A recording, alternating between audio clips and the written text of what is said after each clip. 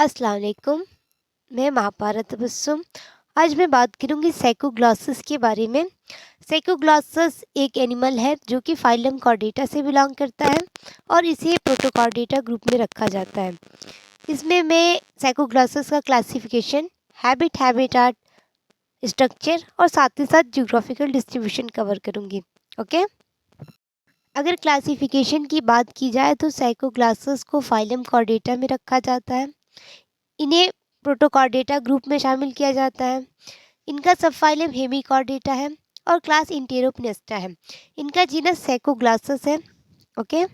मैं क्लासिफिकेशन का डिटेल बताती हूँ आपको। इन्हें फाइलम कॉर्डेटा में रखने की सबसे बड़ी वजह यह है कि इनमें dorsal tubular nerve cord, notochord, paired gill slits और सीलोम पाए जाते हैं। आप सबको मालूम होगा कि जितने भी कॉर्डेट्स के मेंबर हैं उनमें 4 चीज़ें कॉमन होती हैं: नोटोकॉर्ड, पोस्टेनल टेल, इंडोस्टाइल और फेरिंगियल गिल्स। ओके। मैंने आपको पहले भी बताया कि डॉर्सल नर्व कॉर्ड एक तरह का एम्ब्रियोनिक फीचर है जो कि सभी कॉर्डेट्स में कॉमन होता है।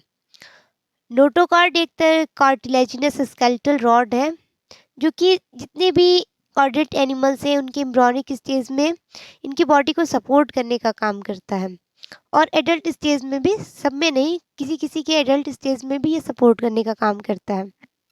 गिल स्लिट्स गिल्स की ओपनिंग है जो कि जितने भी मरीन एनिमल्स हैं उनमें पाए जाते हैं। और सीलोम की बात की जाए तो सीलोम बॉडी कैविटी है जिसको देहगुहा भी कहा जाता है, जो इंटेस्टाइनल कैनाल और बॉडी वॉल के बीच में पाया जाता है। तो ये सब फीचर होने की वजह से इनको फाइलम कॉर्डेटा में रखा जाता है। साइकोग्लॉसस को प्रोटोकॉर्डेटा ग्रुप में रखा गया है। इसकी सबसे बड़ी वजह यह है कि ये मरीन स्मॉल फॉर्म्स हैं। इनमें क्रैनियम यानी कि कपाल, जॉस जबड़े और पेयर्ड अपेंडेजेस यानी कि जो जोड़ीदार उपांग होते हैं वो एब्सेंट होते हैं, वो नहीं पाए जाते हैं इनमें। इस वजह से इनको ग्रुप और प्रोटोकॉर्डेटा में रखा जाता है। इन्हें सबफाइलम हेमिकॉर्डेटा में रखा गया है। हेमिकॉर्डेटा में रखने की सबसे बड़ी वजह की है सॉलिटरी, विच मीन्स कि ये अकेले रहने वाले, या फिर ये कभी कभी कॉलोनियल होते हैं, ग्रुप बना के रहते हैं। सॉफ्ट वॉल्ड यानी कि नरम मुलायम बॉडी। सीलोमेट विच मीन्स कि इनकी बॉडी में देहगुहा, मैंने आपको बताया था, बॉडी कैविटी पाई जाती है जिसमें बहुत सारे गिल स्लिट्स होते हैं यानी कि गिल्स की ओपनिंग होती है। साइकोग्लॉसस को क्लास इंटेरोपनिस्टा में शामिल किया जाता है। इंटेरोपनिस्टा में रखने की सबसे बड़ी वजह कि इनमें एलिमेंट्री कैनॉल स्टेट यानी कि सीधे होते हैं और इसमें सीका की 2 रोज पाई जाती है। सीका का मतलब होता है, मैंने आपको बताया कि सीका एक पाउच है जो कि स्मॉल और लार्ज इंटेस्टाइन के जंक्शन पर पाया जाता है। ओके। जीनस है psychoglossus. Habit and habitat. Habit means आदत, हैबिटाट मीन्स प्राकृतिक आवास, यानी कि ये नेचुरली रूप से कहाँ पाए जाते हैं। तो साइकोग्लॉसस एक बोरोविंग, बोरोविंग का मतलब होता है बिल खोदने वाले, ट्यूबिकुलस, और ये कंप्लीटली मरीन एनिमल है यानी कि ये समुद्र में पाए जाने वाले एक बिल खोदने वाले एनिमल है।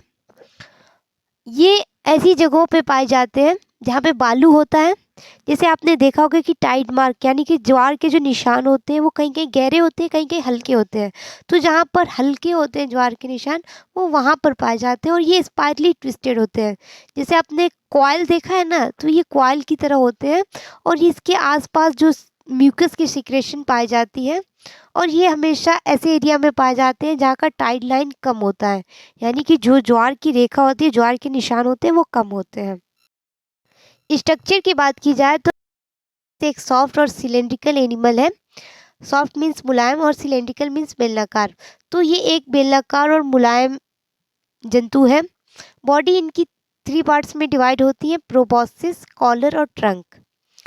प्रोबॉस्सिस जिनको प्रोटोस्टोम भी कहा जाता है, जो कि आगे का पोर्शन है जो कि थोड़ा सा लंबा होता है।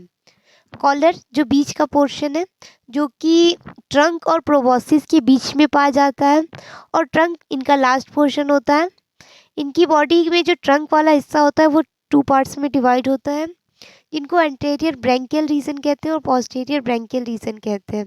तो ब्रैंकियल से मुराद रेस्पिरेशन से है। जेनाइटल रीजन इसमें नहीं पाए जाते हैं।